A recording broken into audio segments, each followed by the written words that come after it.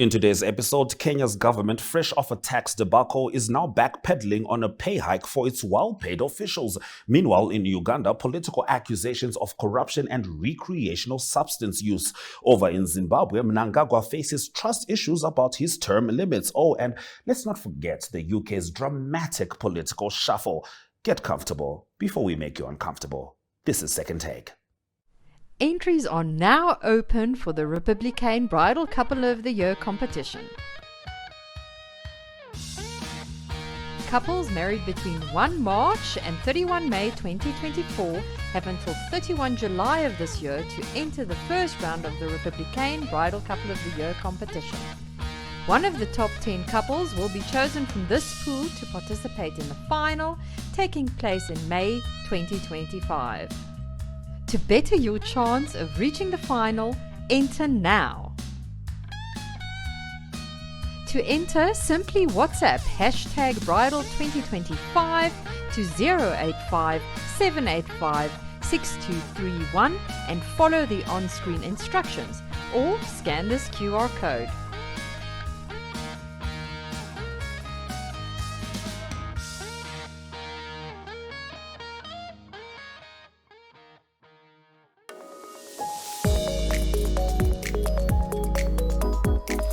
So, just days after being shamed into ditching a wildly unpopular financial bill that would have raised taxes, Kenya's government is now backpedaling on another tone-deaf proposal, a pay hike for its already well-paid cabinet and parliament members. President William Ruto, with a sudden flash of awareness, has ordered a review of the proposed salary increases following public outrage, proving that for once he can read a room. The Salaries and Remuneration Commission chairperson has now announced that these salary hikes will be frozen in light of the current realities of the economy. Now, the realities they only just noticed after the public had to take to the streets to point them out. Originally, the SRC had recommended a cushy 2 to 5% pay bump for all state officials, including judges. This sparked backlash as citizens already grappling with skyrocketing living costs questioned the logic of boosting politicians' salaries amidst a purported financial crisis. Understandably, President Ruto, seemingly surprised by the obvious, dropped the tax hike plans after protesters made it clear they couldn't afford any more financial strain. It took public uproar for the government to realize that raising their own salaries while citizens suffer from an economic downturn might not give the best look.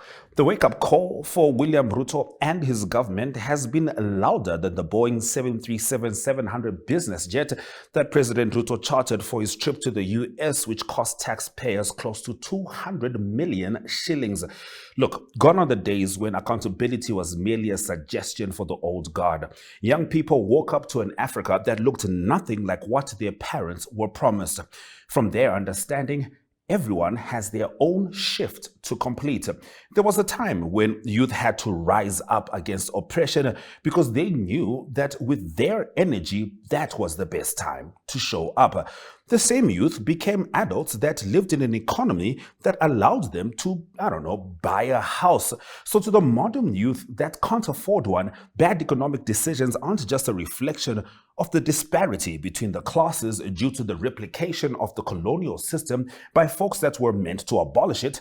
It means that the youth of the past are working far beyond their allocated shift, and the youth of today just want jobs and enough data to TikTok. It's a short list, but if those boxes aren't ticked, the kids that can't buy houses will meet you in the streets.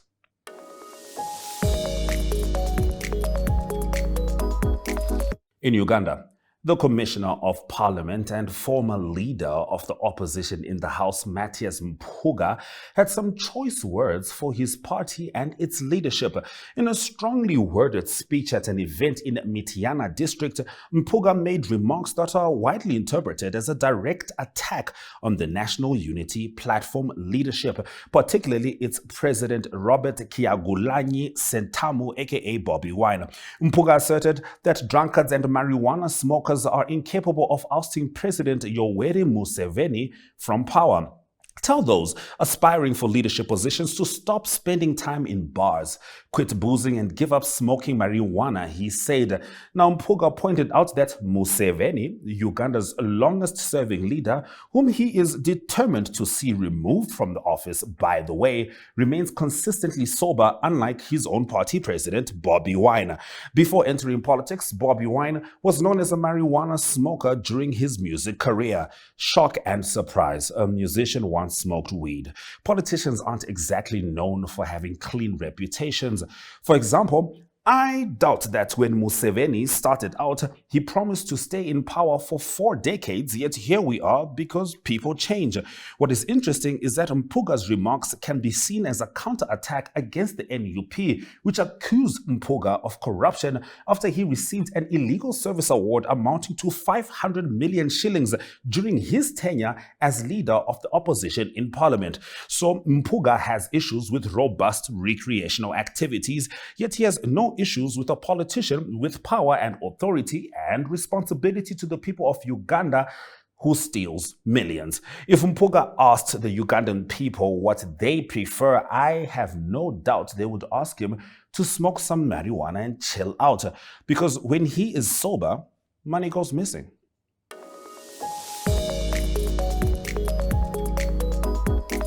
Zimbabwe President Emmerson Mnangagwa has tried to allay widespread fears that he wants to extend his presidency beyond the constitutionally permissible 2-term limit and stay in power beyond 2028. In recent months, there have been growing sentiments that Mnangagwa, who ascended to power through a 2017 coup, wanted to amend the country's constitution to remove the term limit. Alternatively, he could seek consent from Parliament to deharmonize elections and defer presidential ones to 2030. Contrary to public perception, the 81-year-old ZANU-PF leader hinted he will retire in 2028 upon the expiry of his second and final 5-year presidential term. But let's talk about this public perception, because that matters. It matters when your people are afraid that you could violate or change the constitution, especially when you consider yourself democratically elected. It says that the people do not trust their leader. It says that the people are aware that the reason you had a military coup to bring you into power was because Mugabe was not going to hand over the reins, and not because you felt that a man that had ruled for 38 years with you by his side was too old, a man that managed to consolidate power using your might. It is one thing to seek to allay fears. It is another to use it as an opportunity to review your political legacy.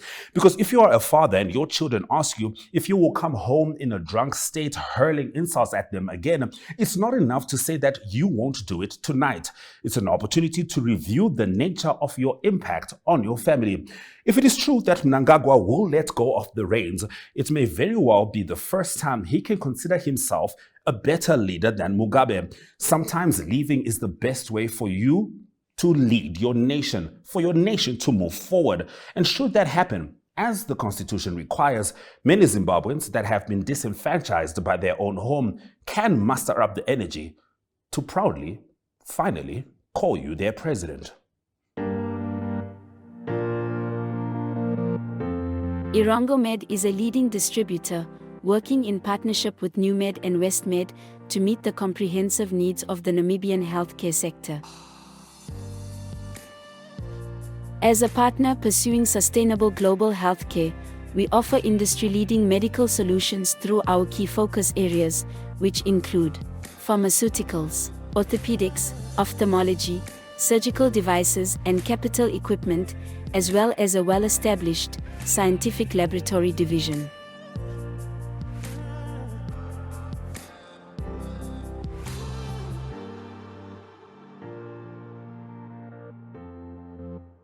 In healthcare, Irongomed is committed to making a difference.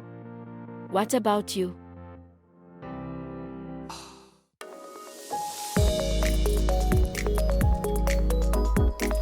The Namibian political scene seems to be bustling here and there.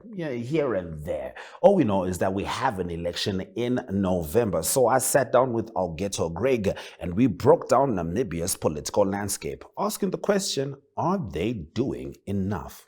Namibia also has an election, an important election, a pivotal election after the passing of Dr. Hakaji Geingob. Of course, he wasn't going to be running, but that did leave presumed power vacuum, because you've always kind of known how it's going to go, and it's not feeling like that. But I also feel like a huge reason it doesn't feel like that is I don't feel the campaigns. Yes, that's something that is definitely missing. And even the issues which would be the center of campaigns, they are not being brought center stage. Yes. You know, you have, I read in today's paper, politicians in Parliament are going to be discussing the proliferation of international music on radio stations, which is nothing. It's not. It's not an issue. It's a non-issue. That's not the thing we're discussing. And of course, peace and love to all Namibian artists. Absolutely priority to make sure that local music is played on radio stations. Yeah. But we can handle that. Yes. I think we've got huge pressing issues that we have not been able to handle for time after time after time. I mean, housing crisis. We don't even know how to start over there. It doesn't feel like people have the clarity they need, the people outside with regards to green housing hydrogen. crisis. You know, there was a presentation made to Parliament on Monday. Yeah, and where the Ministry of Urban and Rural Development, they gave figures for how many houses have been built and how many urban have been serviced over the last 7-8 years. Yes. It's about 15,100 houses. Yeah. But we're in a backlog of 300,000 houses. So you build 15,000 houses over the last 7 years. The backlog has been increasing. The situation is getting more and more dire, you know, but your attention at Parliament is whether or not to listen to Kendrick Lamar or Gaza. That's what you're dealing with. Last weekend, there was a protest march organized by Basic Income Grant Coalition. Absolutely. Yes. And lots of young people participated in that march. A golden opportunity. You know, the youth vote is so important. They believe the millennials, the youth, are the majority of the voters. They are the majority of the voters. Yeah. And currently we are struggling to convince them just to go register to Absolutely. vote. Which any party which is serious about winning should be at the forefront of that push to get young people to register to vote. Did any politicians co-sign the basic income grant? None of the political parties publicly have said that they support the push for basic income grant. You know, I called PDM's McHenry Vernani. He said that he doesn't support something that's for everybody. You can't be giving millionaires money, he says. Yeah, and that's why he says that if they come into power, they'll look at youth unemployment grant.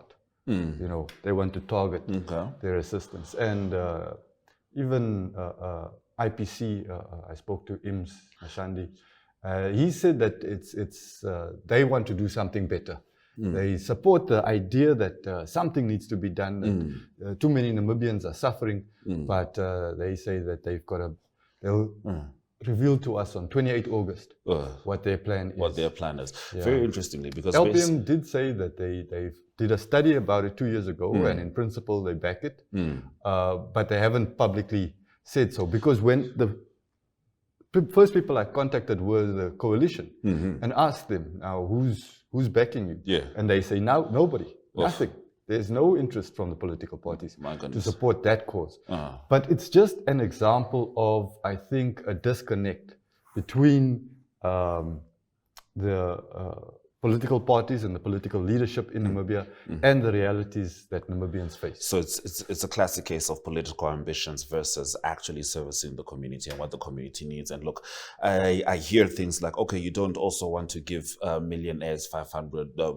I mean, I assume basic income grant, the idea is this is the right to dignity for everybody. No, actually the basic income grant comes from the NAM Tax Consortium, which was a group of tax experts brought together by government in 2002 and tasked to figure out a way to broaden and deepen the tax base. We've got a problem that too few Namibians pay tax, and we're not generating enough tax so that the government doesn't have the money to do all the things, build the hospitals and all the things that we need done. That's what they say. That's what they said then already. And the NAM Tax Consortium took 6 months to study, and they came back to Parliament and said, we figured out the problem. The problem is that too many Namibians don't spend any money in any given month.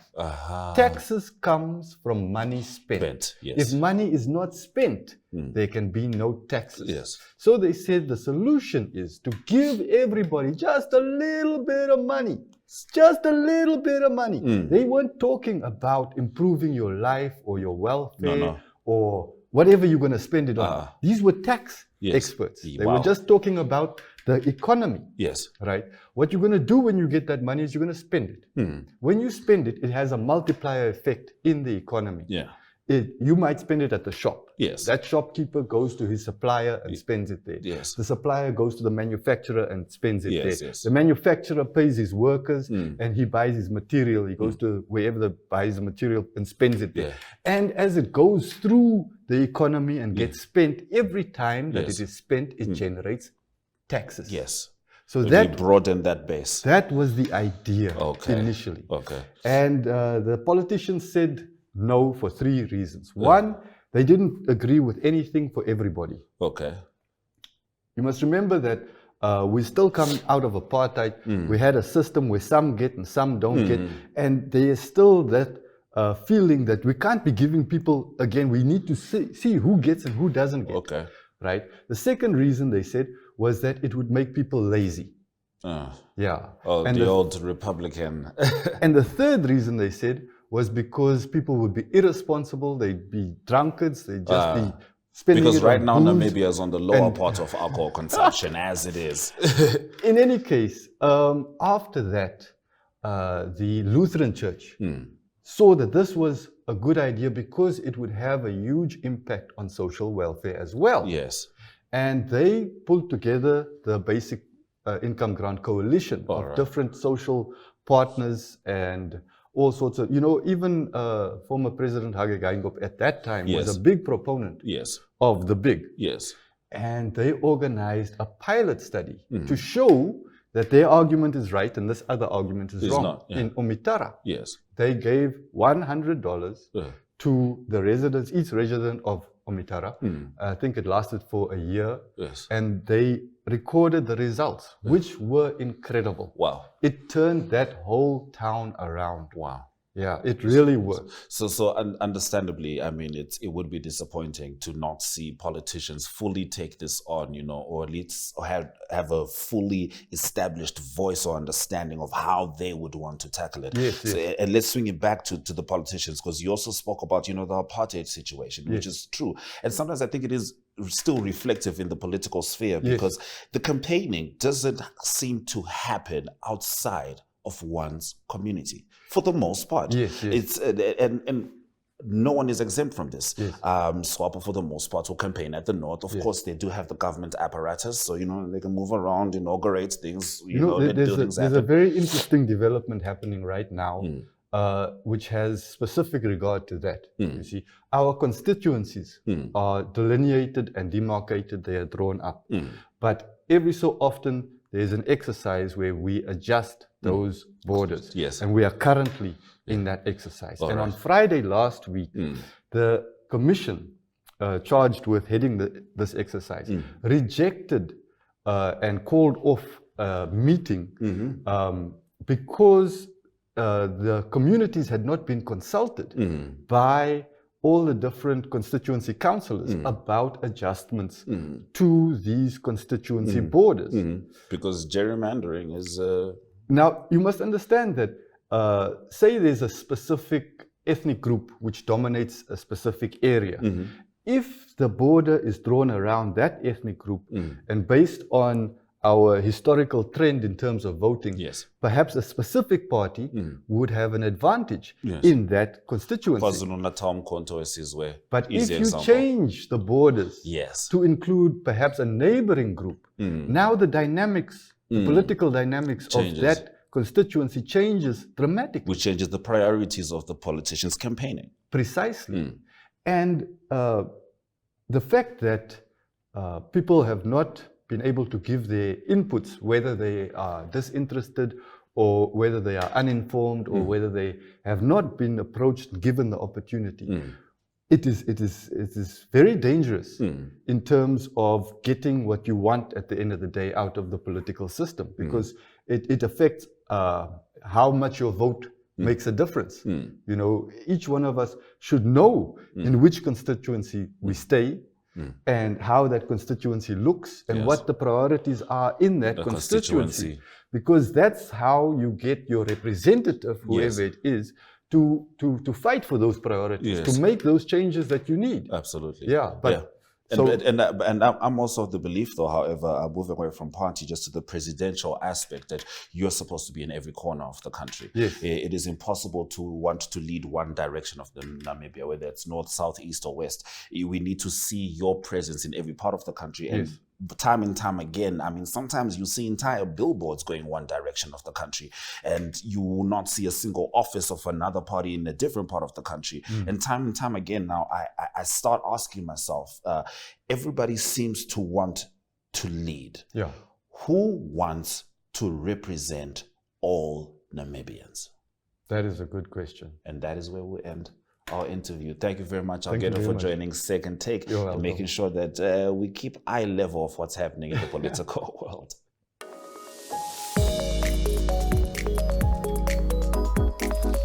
Now, Rishi Sunak and the Conservative Party lost to Sir Keir Starmer and the Labour Party, initiating Labour rule for the first time in 14 years, leaving a legacy of a lengthy record of rule-breaking reflected in the UK falling to its lowest ever ranking in the Global Corruption Index.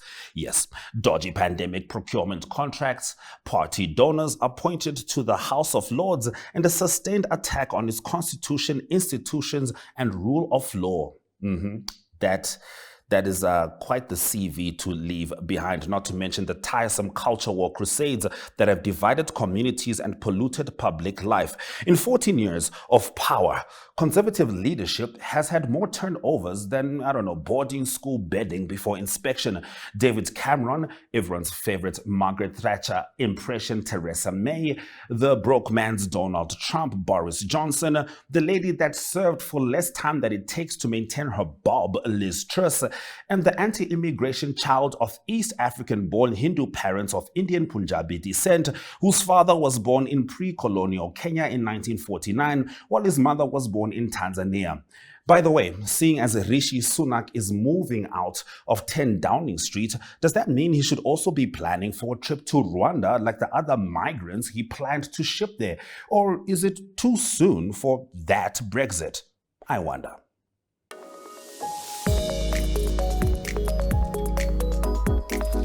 As we know, a GNU has been freshly formed in South Africa, many opinions surrounding it, and the opinion that I am interested in is the one of TikTokers, and I love their interpretation of cutting that GNU cake. Happy birthday to you. Hip hip. Hooray. Hip hip. Hooray. Thank you so much, guys. You know, it's such a pleasure to be a family with you guys. I would never have made it without you. Let's have some cabinet. Yeah, DA. Come, DA. Yeah, DA, come grab some piece of cabinet. Yeah. Ooh, why this piece is too big? Let's not make it a Godzilla now. We must eat this. Are you leaving the cake? That's what I thought. Come, Ayofi. So I've cut this in half. Go, come. Yeah, Pella, we must make sure when you're watching your weight. Yeah, do it for Sheng. Yeah. Oh, PA, our entertainment. I'm so excited for this cabinet. It's got my head spinning. Oh, Lord. Yeah, there we go. Okay, so there's 3 of you. 1, 2, 3. Yeah. Enjoy. Yeah. Yeah. So who's next? Oh, Al Jamaa. Assalam, come. Don't worry, it's halal. There we go. My fellow South African.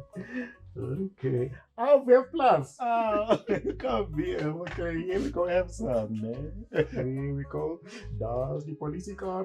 Vroom, vroom, vroom, vroom. And women. Does the policy car? Come on. We have plus. Come here. A party. Ooh, what type of cabinet is this? What cabinet are you talking about? It's a cabinet. This one right here. I don't see a cabinet. What do you mean, the cabinet on the table? Which table? Are you okay? Are you? No. I'm looking. Yes, the cabinet's finished. No, the cabinet's finished. There's nothing left. Fedile. Didu. Next.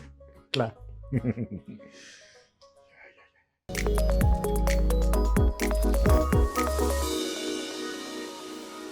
So, it is clear that when politicians get too comfortable, the public won't hesitate to bring out the metaphorical pitchforks. From Kenya's pay hike fiasco to Uganda's political drama, Zimbabwe's constitutional concerns, and the UK's leadership carousel, remember, true leadership isn't about paychecks, but about serving the people. So, if you're ever in doubt, just ask yourself, are you leading for the perks or for the people? Are you worth a second take?